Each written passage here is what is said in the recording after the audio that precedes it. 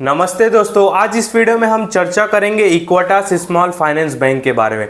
देख सकते हो अभी स्टॉक का प्राइस चल रहा है 71 रुपीज़ के आसपास और स्टॉक काफ़ी गिर चुका है। एक साल में बात करूँ तो स्टॉक अराउंड 26% गिर चुका है और स्टॉक ने अपना एक ऑल टाइम हाई प्राइस लगाया था अराउंड 116 के आसपास और वहाँ से ये करेक्ट होके आ रहा है। ठीक है, वीडियो में जानने की कोशिश करेंगे कि भाई स्टॉक में प्रॉब्लम क्या चल रहा है, यानी कि ये जो स्मॉल फाइनेंस के बैंक है इसमें प्रॉब्लम क्या चल रहा है और ये जो स्मॉल फाइनेंस के बैंक होते हैं उनमें एक्चुअली प्रॉब्लम क्या होते हैं। ठीक है, इसके ऊपर डिस्कस करेंगे और ये बैंक से रिलेटेड वीडियो है तो थोड़ा इन्फॉर्मेशन वाला होने वाला है, मतलब थोड़े बैंक्स के बारे में आपको पता चलेगा, ग्रॉस एनपीए एनपीए के बारे में। ठीक है, यहाँ पे इसका मार्केट कैप देख सकते हो 8000 करोड़ के आसपास है। ये तो हो गया कि स्मॉल फाइनेंस बैंक के समझ सकते।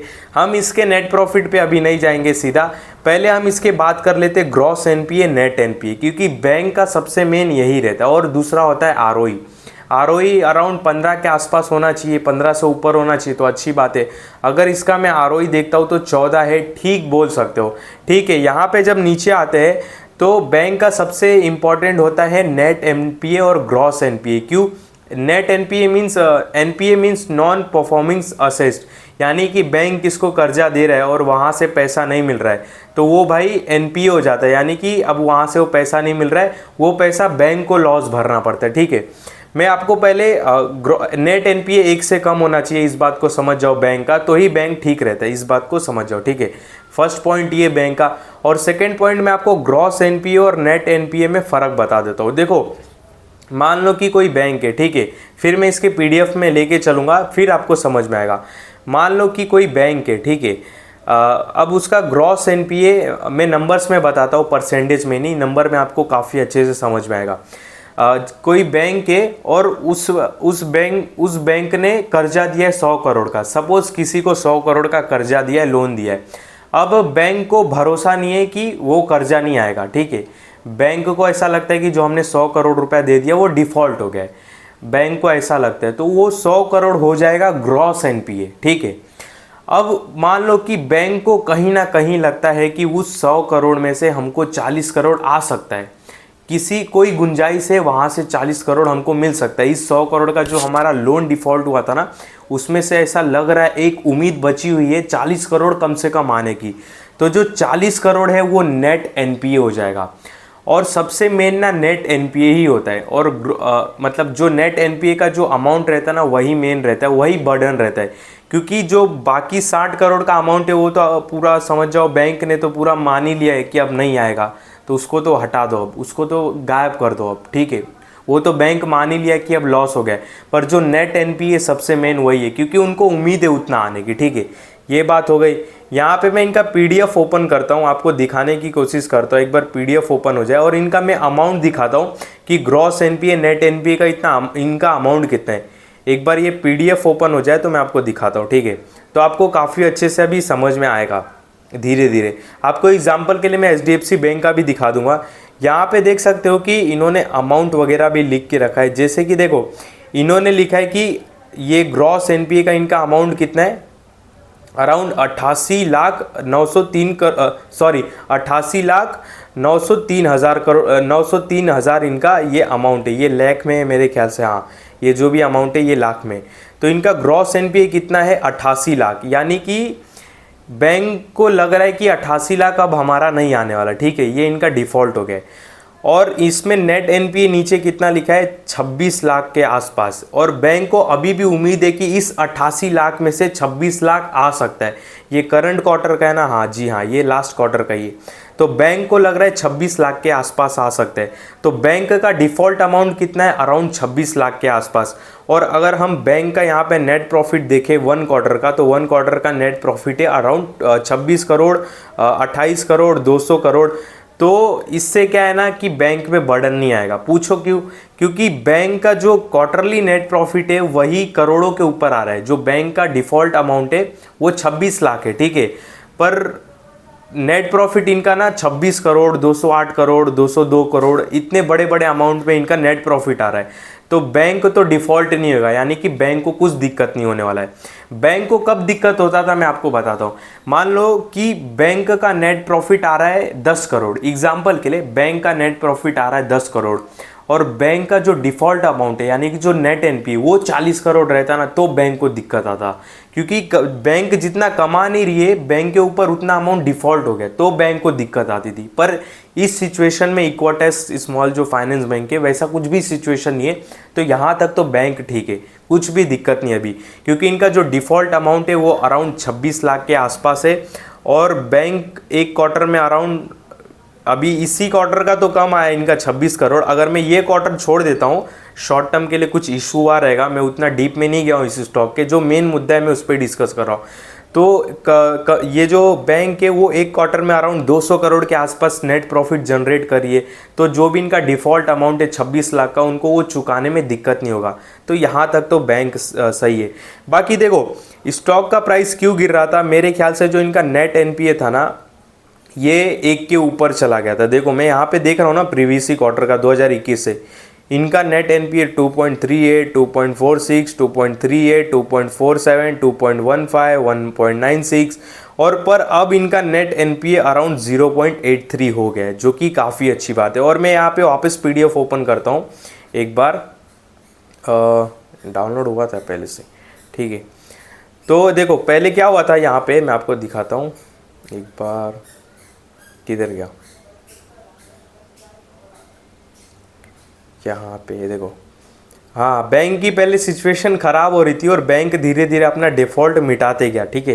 क्योंकि देखो पहले इनका पिछले साल डिफ़ॉल्ट अमाउंट कितना था, अराउंड 36 लाख, फिर 32 लाख हुआ, ये क्वार्टर टू क्वार्टर है, हाँ यहाँ पे लिखा भी रहेगा, हाँ 30 जून 2006। तो फिर उनका डिफ़ॉल्ट अमाउंट हुआ 32 लाख, 36 लाख, फिर अभी हो गया 26 लाख। और एक बार ये पूरा 26 लाख पूरा मिट जाएगा ना जब, मतलब ये पूरा जो डिफ़ॉल्ट अमाउंट है ये पूरा पे कर देंगे, मतलब अपने नेट प्रॉफिट से, तो बैंक की सिचुएशन पूरी सही हो जाएगी।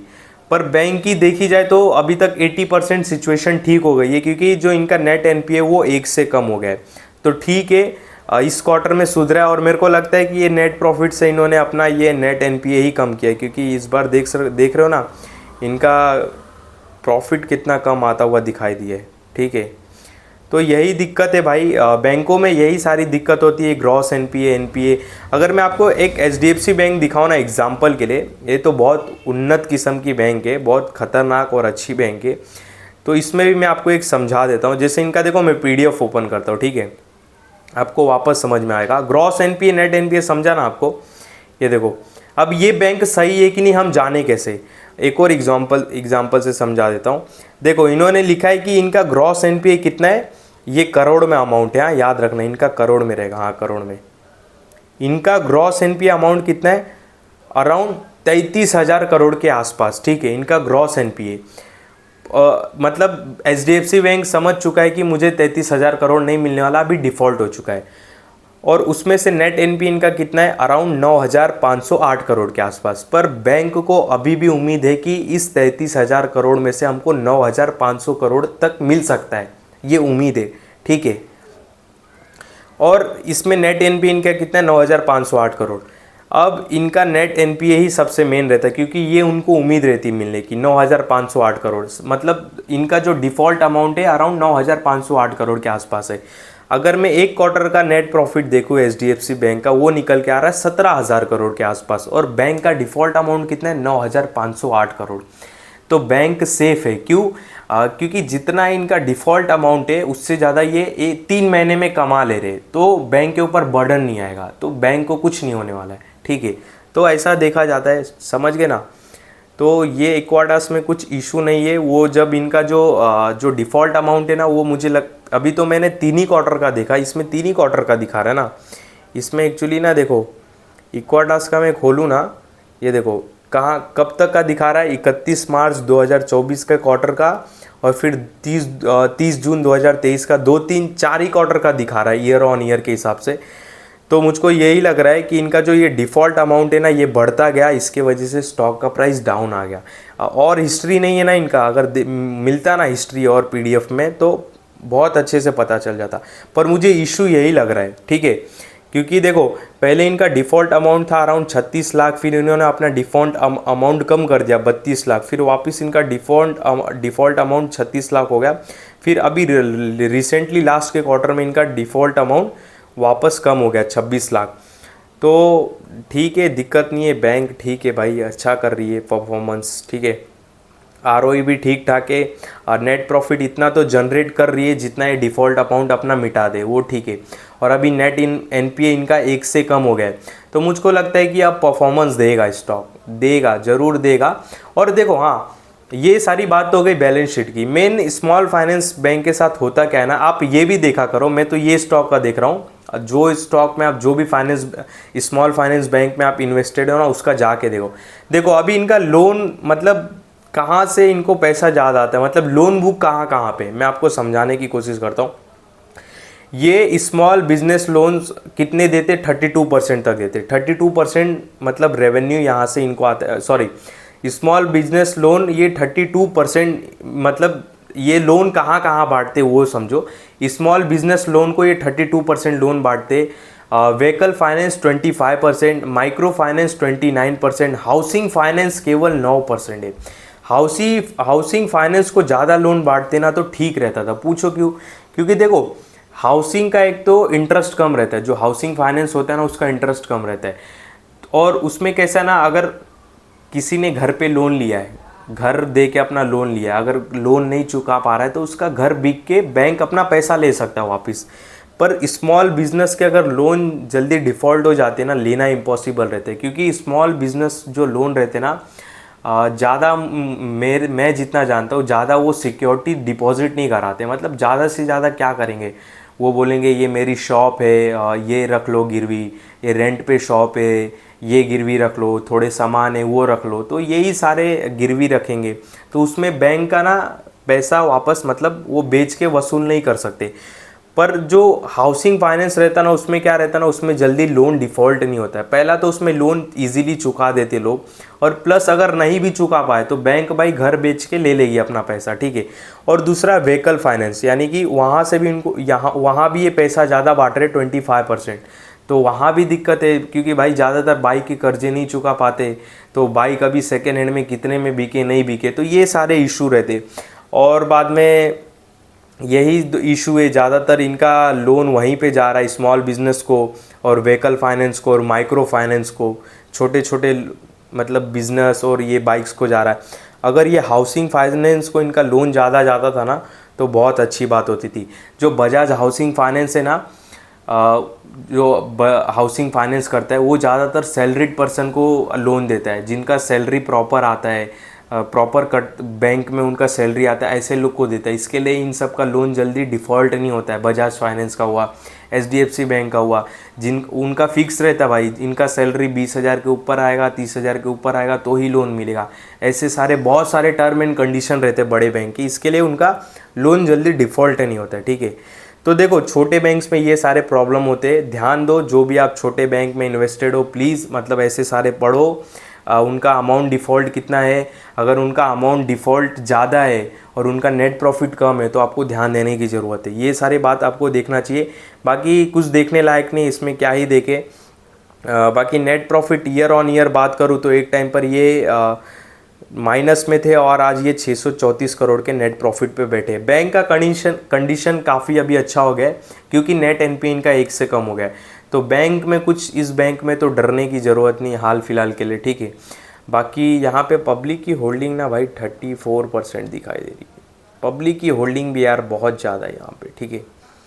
तो मुझको लगता है अभी कंडीशन ठीक हो गया है और बैंक को अब मेरे ख्याल से यहाँ से अपनी ऊपर की जर्नी स्टार्ट करना चाहिए। पर इसका मतलब ये नहीं कि सडनली अभी कर देगा, आज के आज ही कर देगा, नहीं, टाइम लगेगा। स्मॉल फाइनेंस बैंक में वही मेन सारी दिक्कतें रहती है कि पैसा मिलना मुश्किल रहता है स्मॉल फाइनेंस बैंक, और इनको कैसा पैसा चलाना रहता है, तो ये जल्दी जल्दी लोन बांटते, अपनी लोन बुक बढ़ा देते, ठीक है, समझ रहे हो ना। और बड़े बैंक्स ना जल्दी जल्दी लोन नहीं प्रोवाइड करते, दुनिया भर के कागज़ ये वो। और जो स्मॉल फाइनेंस बैंक रहते वो ज़्यादा सिक्योरिटीज़ नहीं रखते, ठीक है। ये सारे इशू रहते स्मॉल फाइनेंस बैंक के साथ, इस बात को भी ध्यान दो आप। और अगर मैं एक स्मॉल फाइनेंस बैंक की बात करूँ तो यहाँ पे ये बहुत फेमस है। कहाँ गया उज्ज्वल नहीं था वो शायद, हाँ ये भी नहीं था, एक था बैंक का मेरे को, स्मॉल फाइनेंस बैंक शायद में, स्मॉल, एक सेकेंड, हाँ, इस पे थोड़ा ध्यान दो। अगर आप ज़्यादा ही स्मॉल फाइनेंस बैंक को लेके इंटरेस्टेड हो ना, इस पे थोड़ा फोकस करो, इस स्टॉक पे, ये वाले, ठीक है। मैं इसके ऊपर कोशिश करूँगा वीडियो लाने की, पर ये मैं बहुत चर्चे में सुना हूँ, एयू स्मॉल फाइनेंस बैंक के बारे में बहुत चर्चा सुना हूँ। ये शायद बैंक निफ्टी का भी हिस्सा है क्या यहाँ पे? हाँ, ये बैंक निफ्टी का भी हिस्सा है, इसको थोड़ा आप चर्चे में रखो, ठीक है। बाकी देखो, ये इक्वाटास स्मॉल फाइनेंस का जो दुख दर्द था डिफ़ॉल्ट अमाउंट का, वो धीरे धीरे कम होता गया, जिसके वजह से स्टॉक का प्राइस अब रुक गया है, ठीक है, कंसोलिडेट कर रहा है। और हाँ, इसमें एक और बात मैं भूल गया, इसमें बड़ी बड़ी बाइंग भी आई है। मैं यहाँ पे एक सेकेंड, हाँ एक सेकेंड, इक्वाडास इसमें बड़ी बड़ी बाइंग्स आई है, ठीक है।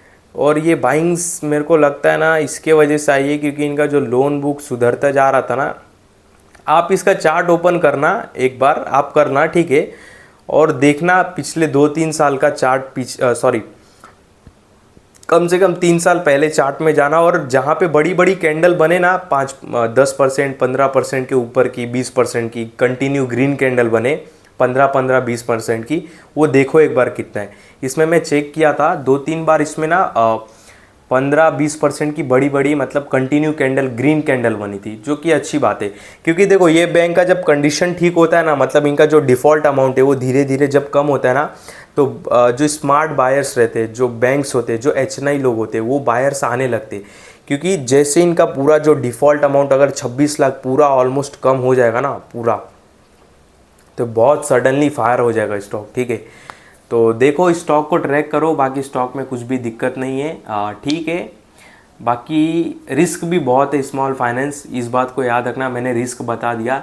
जो ये लोन बुक बांटते ना, जैसे स्मॉल बिजनेस को बांट रहे, बाद में जो बाइक वाले जो लोन व्हीकल्स लोन बांट रहे, तो उसमें ना पैसा आने की उम्मीद थोड़ी कम रहती है, ठीक है। और इनका जो 9% लोन जा रहा है हाउसिंग फाइनेंस को, केवल 9% है, ठीक है। तो वो थोड़ा ज़्यादा रहता ना, थोड़ा कम से कम 25-30% तो अच्छा होता था, ठीक है। इस वीडियो में आपको कोई भी बाय सेल का कॉल नहीं, ध्यान देना। बाकी जो भी मैंने वीडियो में आपको बताया केवल समझाने के लिए बताया, बाकी मेरे किसी भी वीडियो में बाय सेल का कॉल नहीं रहता, इस बात का ध्यान देना।